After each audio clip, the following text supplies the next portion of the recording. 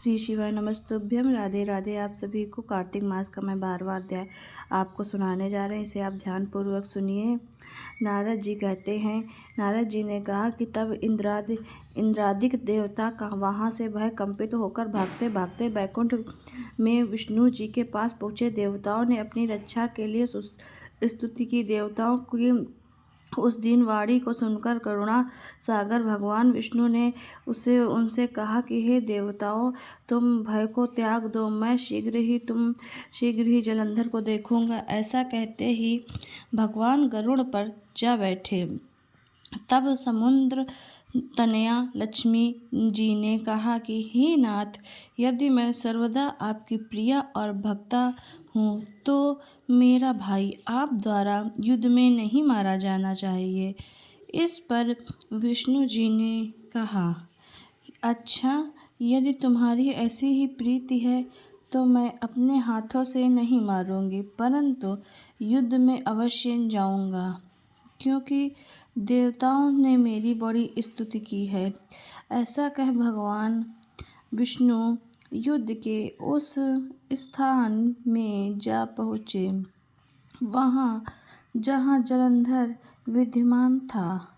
जहाँ जलंधर और विष्णु का घोर युद्ध हुआ, वहाँ पर विष्णु के तेज से कंपित देवता सिंहनाद करने लगी।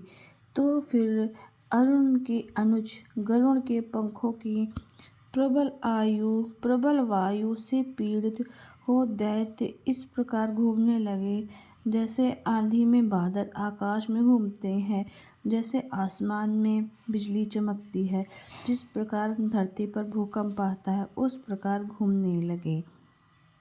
तब अपने वीर दैत्यों को पीड़ित होते देखकर जलंधर ने कहा, क्रोध में आकर विष्णु को उद्धत वचन कहकर उन पर कठोर आक्रमण करने का प्रयास किया।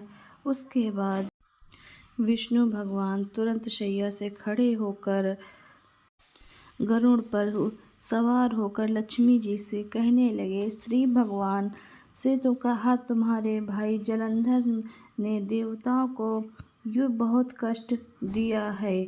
इस पर तुम्हारे भाई जलंधर ने देवताओं को बहुत कष्ट दिया है, जो मैं आपको बताता हूँ।